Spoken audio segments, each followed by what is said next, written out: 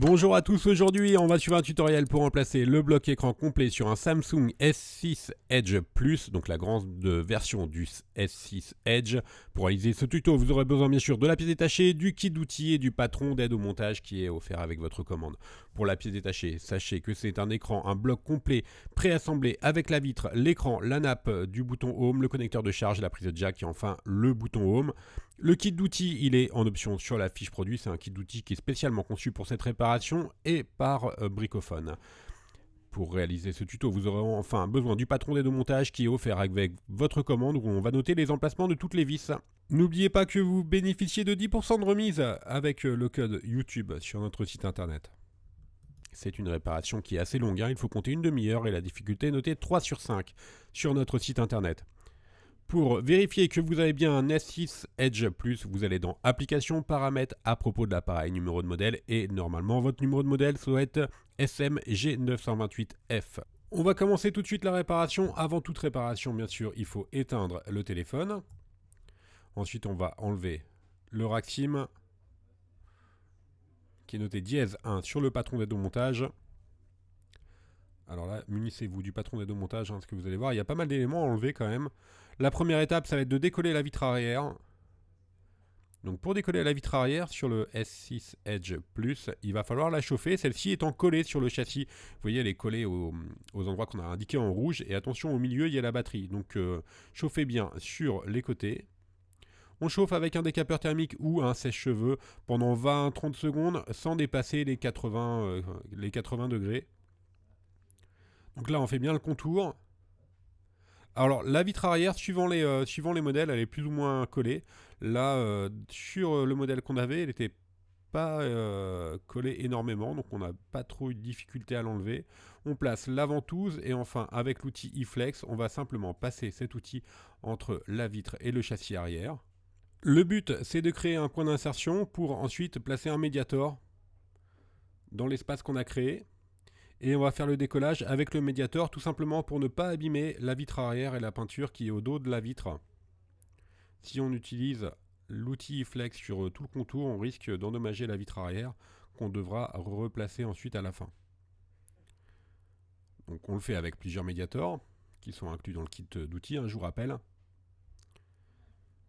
Pour éviter que la vitre colle d'elle-même, on laisse un médiator sur le côté et ensuite on va simplement glisser le médiator. Et si vous voyez que la colle résiste un petit peu, c'est pas compliqué, on rechauffe l'endroit où vous avez une certaine résistance pour faciliter le décollage. On finit avec un troisième médiator.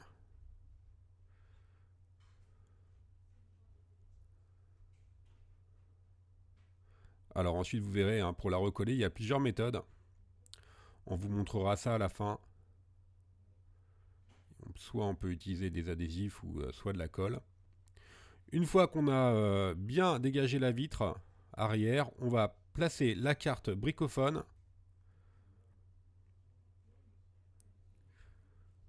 Voilà, l'avantage de la carte, c'est ça va être beaucoup plus simple de faire de faire glisser la carte et de dégager la droite et la gauche en même temps. Et ensuite, on pourra la relever puis également plus facilement.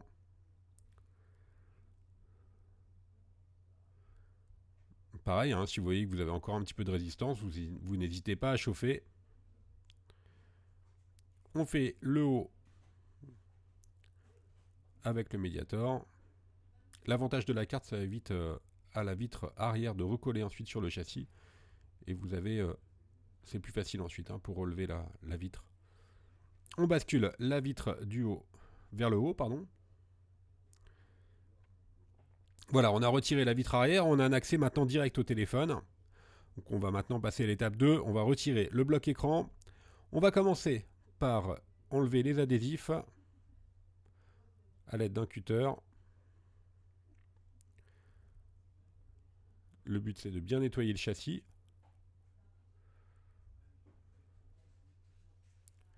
Alors ensuite pour recoller, si vous voulez changer votre vitre arrière, c'est pas un problème parce que les vitres arrière que l'on vend, elles ont l'adhésif qui est prémonté dessus. Sinon vous pourrez utiliser de la colle ou un adhésif, on y reviendra un petit peu après. Là on va enlever les 18 vis cruciformes qui maintiennent l'écran. 18, ça doit être un record, hein, je pense. Hein. Donc on enlève les 18. L'avantage,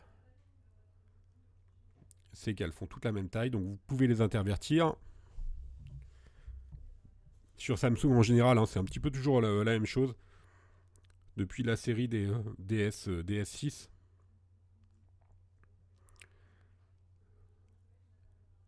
Donc là, nous, bien sûr, on a accéléré cette étape-là. Souvent, vous avez besoin de la pincette hein, pour retirer les vis, vous avez vu. Maintenant, à l'aide du levier, on va décoller le bas de la nappe NFC et de recharge par induction. C'est ce qui permet de recharger votre batterie. Hein, quand vous le posez sur une plaquette de recharge par induction ou qui est utilisée également comme antenne NFC et récepteur d'antenne NFC. Voilà, donc on a décollé cette antenne, on va s'intéresser à la partie avant et on va faire de même que pour la partie arrière. On va chauffer à l'aide d'un sèche-cheveux ou d'un décapeur thermique la partie basse. On va décoller la partie basse de l'écran. L'avantage avec l'écran complet, ce sont des écrans d'origine et qui sont vraiment assemblés avec tous les boutons, toutes les nappes. Vous avez vu tout à l'heure, il y a le bouton home, le connecteur dock, etc. Donc vous allez vraiment retrouver un téléphone vraiment comme à l'origine. L'inconvénient, c'est qu'ils sont quand même relativement chers, hein, d'autant plus sur un S6 Edge Plus. Les écrans d'origine sont relativement chers. On va faire de même sur la partie haute, on va décoller la partie haute. Là, pour avoir plus d'impact, nous on utilise le levier en nylon, qui est plus facile à manier qu'un Mediator. On a un petit peu plus d'espace en plus pour travailler. Voilà, on relève le bloc écran, on le bascule vers le haut. Vous avez vu, il vient directement avec la carte mère. On a un châssis intermédiaire à gauche sur lequel on a l'antenne NFC encore. Et maintenant, on va bien sûr retirer la carte mère du bloc écran. On va commencer par déconnecter la nappe de la batterie et du haut-parleur interne, donc le haut-parleur qui est utilisé en communication à l'oreille. On va faire de même pour la nappe qui gère le capteur de proximité et luminosité. Et également la nappe de l'écran AMOLED, celle qui nous intéresse. On va retirer les câbles coaxiaux qui gèrent le réseau et le Wi-Fi. Il y en a deux.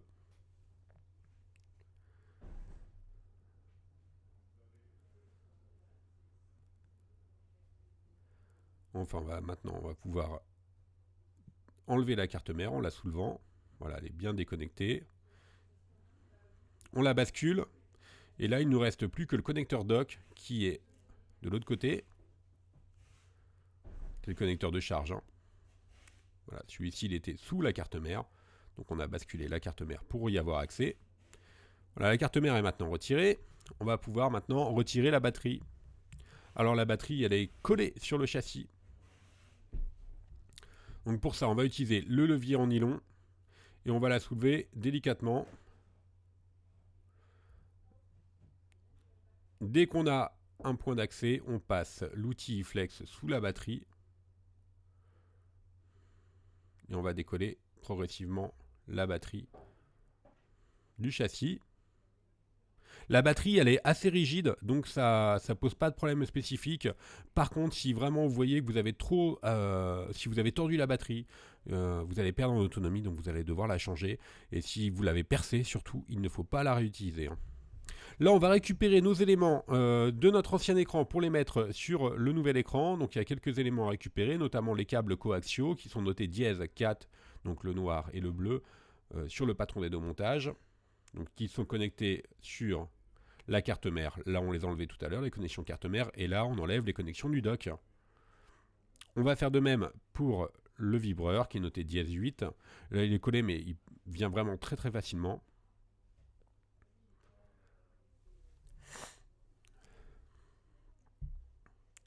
Ensuite, on va faire la même opération pour le capteur de proximité et luminosité qui est noté dièse 9.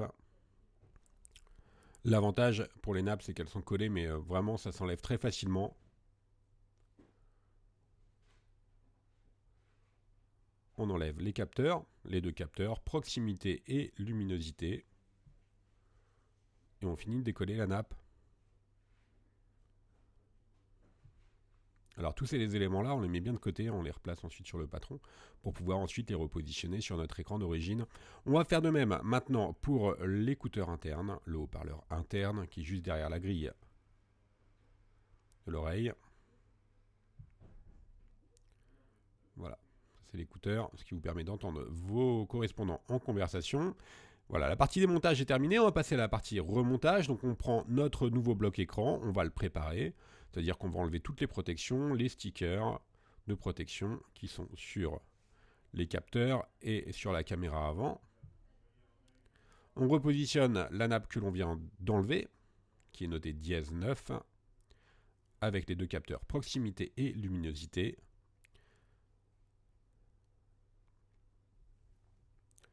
On insère bien les deux capteurs dans leur emplacement. Ensuite, on va recoller la nappe, elle va recoller d'elle-même.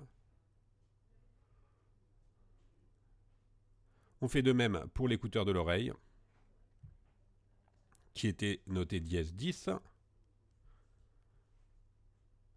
Le vibreur, donc là vous ne pouvez pas vous tromper,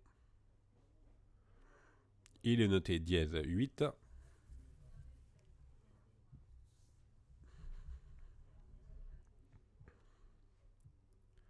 Et enfin maintenant on va remettre la carte mère, qui est notée dièse 6.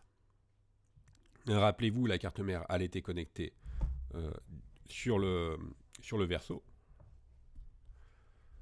Donc le connecteur dock, on va commencer par lui. Voilà, on met la carte mère à l'envers. On va récupérer le connecteur dock. Et on va clipser la carte mère sur le connecteur dock.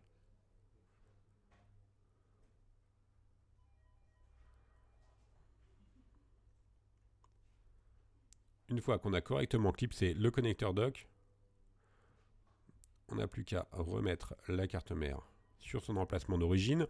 On fait bien attention aux nappes, elles doivent bien passer par-dessus la carte mère. Voilà, pour le capteur de luminosité, il faut faire de même pour le haut-parleur. Évidemment, sinon on ne pourra pas les reconnecter. On reconnecte nos nappes, donc les capteurs, le haut-parleur interne. Les caméras, elles sont restées sur la carte, donc il n'y a pas de souci. L'écran AMOLED. Donc la nappe, elle gère et l'affichage et le tactile. Hein. Celle-ci, elle gère les deux.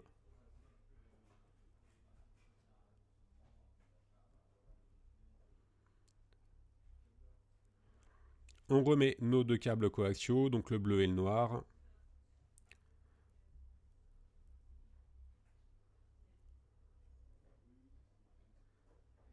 Nous on s'aide de la pincette pour les remettre, c'est un petit peu délicat des fois. On fait bien passer surtout, et ça c'est important, les coaxiaux dans les guides qui font le contour du châssis, de la batterie. Ils font le contour de la batterie plutôt. Et on n'a plus qu'à reclipser la deuxième extrémité. On va faire de même pour le petit coaxial noir qui relie le connecteur dock à la carte mère.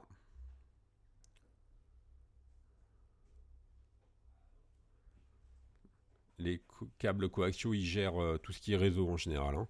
Réseau, Wi-Fi, etc.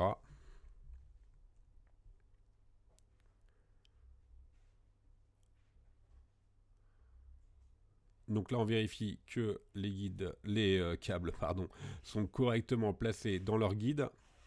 Sinon, on va avoir un petit peu de mal tout à l'heure au niveau du remontage.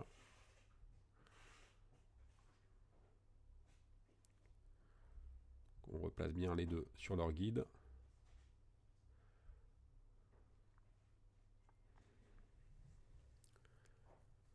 Là, on va enlever la protection des stickers de la batterie.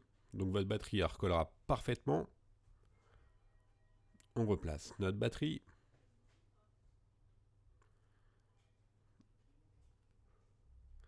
Ensuite, on va reconnecter la batterie.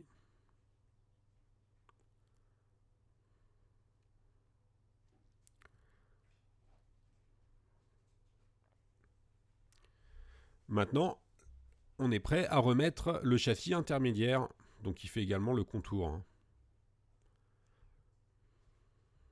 On va clipser l'ensemble.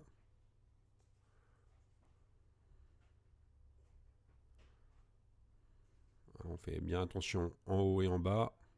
On appuie fortement pour bien que ça clipse. Sur les côtés également.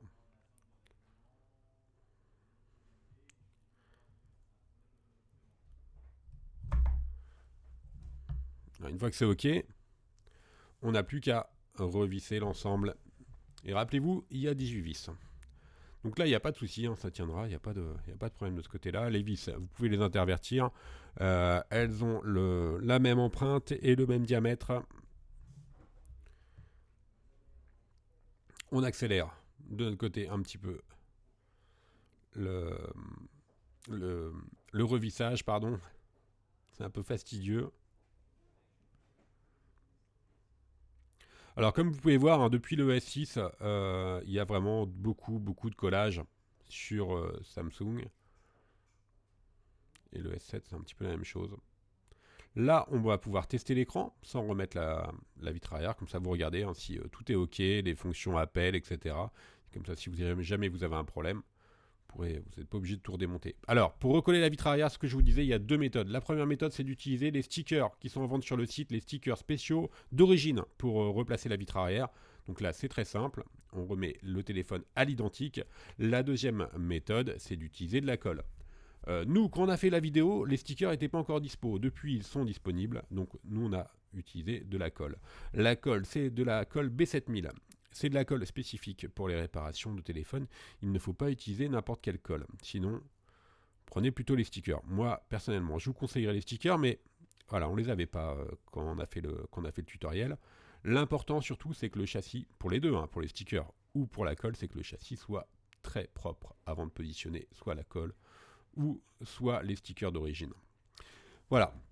La réparation est maintenant terminée. Si vous avez mis de la colle, n'oubliez pas de mettre sous presse. Vous bénéficiez également de 10% de remise avec le code YouTube sur notre site internet. Je vous remercie d'avoir suivi ce tutoriel. N'hésitez pas à nous contacter par mail, par chat ou encore par téléphone sur notre site www.brico-phone.com. Merci à tous d'avoir suivi ce tutoriel et à bientôt pour de nouvelles vidéos.